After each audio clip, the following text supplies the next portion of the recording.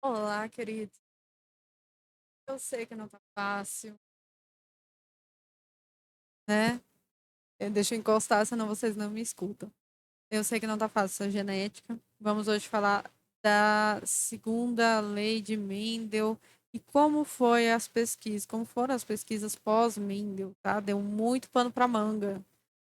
Deixa eu diminuir minha carinha, então. Vamos lá. Muita calma nessa hora, gente. Eu sei que o assunto não é fácil, tá? Ele não é fácil mesmo. Tá bem pequenininho aqui do lado, só para vocês me verem. Mas o principal é a apostila. Ó, então eu coloquei aqui um resuminho para vocês sobre genética mendeliana. Roubei várias fotos dos livros de vocês, do livro do Linhares e do livro da Vivian. Do Linhares, para quem é meu aluno, né? Do ensino médio, é o livro que vocês ganharam da escola. O da Vivian eu deixei também para vocês consultarem como uma forma de ver outra linguagem. Tem algumas coisas que eu acho que está melhor no livro do Linhares, tem coisas que eu acho que está melhor no livro da Vivian, tá? Em termos de explicação, enfim. Nós vamos ver, então, a continuação desses trabalhos da Ervilha, que é a segunda lei de Mendel, tá bom? Vamos dizer que foi o segundo estudo de Mendel. E aí ele chegou a uma teoria, que foi a segunda lei. Aqui, então, a gente vai ter um pouquinho mais complicado que a primeira lei de Mendel, que a gente não vai tratar só de uma característica, a gente vai tratar de duas características ao mesmo tempo. Então, qual é a chances dele ser alto e ter olhos castanhos? Bom, então a gente vai lidar com duas características ao mesmo tempo. Por exemplo, aqui a gente vai de novo falar das ervilhas, porque foi o que o Mendel trabalhou, e é uma espécie fácil da gente entender, bem didática, né? Observem que na segunda lei de Mendel, tá? A gente está falando de cromossomos, tá? Que não estão em alelos, né? Em genes que não estão no mesmo lugar. Então, assim, aqui está a característica de ser alto e aqui está a característica dos olhos, tá? Por quê? Porque se tivesse juntos RR, VV, já seria outra forma de cálculo, outra forma de representar, tá bom? Então, nós estamos considerando as características que estão em cromossomos diferentes, tá bom? Então, agora a gente vai ter assim, semente lisa e amarela, semente lisa e verde. Então, a gente, na verdade, vai combinar duas características. Eu posso fazer de duas formas, gente. Eu posso fazer separado, fazer o VV e o RR separado, da forma que a gente fez na primeira lei de Mendel. Ou pode fazer eles juntos. Qual que eu prefiro, tá? Prefiro fazer os dois juntos, logo. Acho que dá menos confusão mental. Mas fica a seu critério, tá? Eu vou explicar a forma de fazer os dois juntos.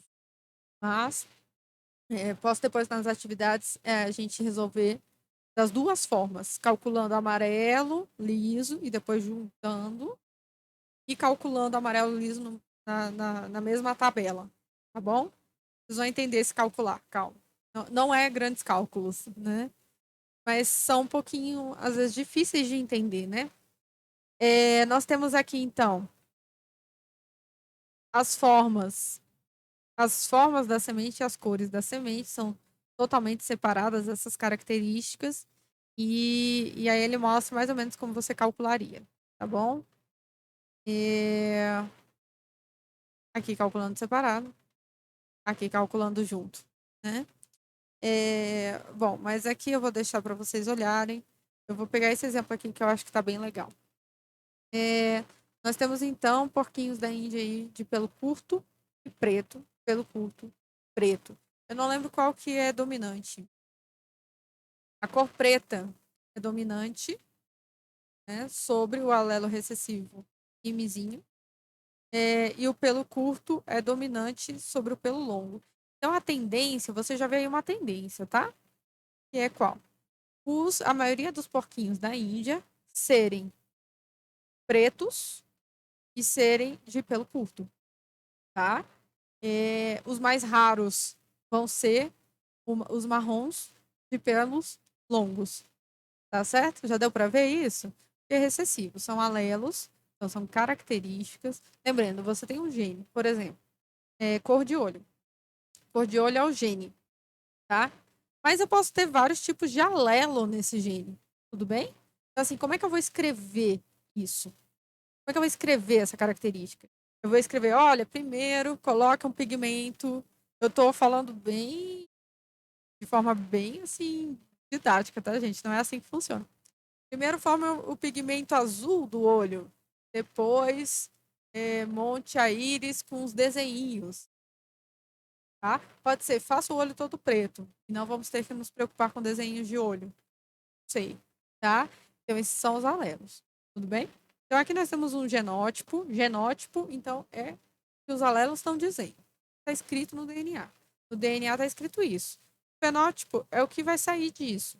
Então, aqui, ó. Toda vez que tiver um Mzão e o Lzão, vai ser dominante. Não muda nada da primeira lei. Só muda agora que você vai ter mais de uma característica.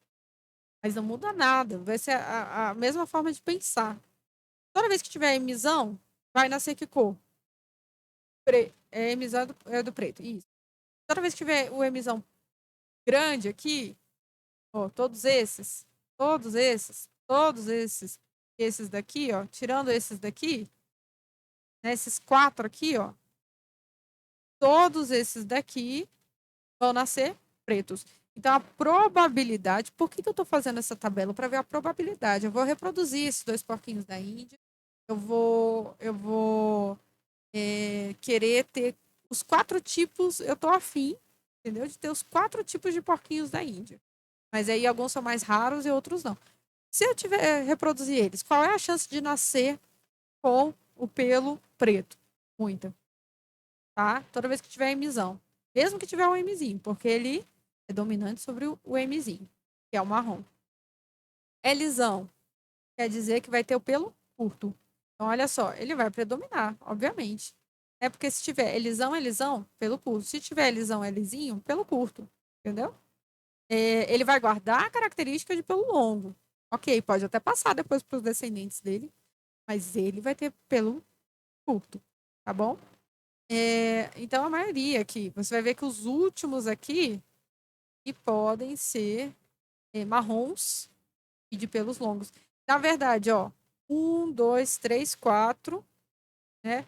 1, 2, 3, 4. Nós temos aqui 16 opções de filhotes, de genótipos. Tenho 16 opções de genótipos.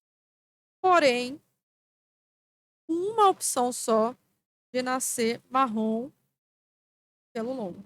Então, assim, eu vou ter que reproduzir várias vezes, se eu quiser. Não, tadinho, né? Vou escravizar os bichinhos. Mas eu vou ter que esperar na natureza. Vou esperar mesmo na reprodução doméstica, né? Porque é um pet, né? É um bicho que muitas pessoas criam. Que eu vou esperar sempre que eu encontre menos o longo marrom. É que nem ruivos. Característica ruiva. O meu é falso, tá, gente? Super falso. Mas quem é ruivo natural, né? Quem nasceu ruivo, é uma característica recessiva. Então, por isso que eles são difíceis de ver, né? Mais difíceis, porque assim que a pessoa ruiva casa com uma que não tem o alelo para ruivo, né? Não tem o genótipo para ruivo. E tem, por exemplo, cabelo preto, né? Pele mais escura, enfim. As chances de passar essa genética branquinha, ruiva, etc., é muito mais difícil, tá bom? Bom, esse daqui eu vou parar aqui, tá? Nessa parte da segunda lei de Mendel, para a gente ir devagar. Aí agora eu vou mostrar para vocês alguns exercícios, tá? Para vocês entenderem.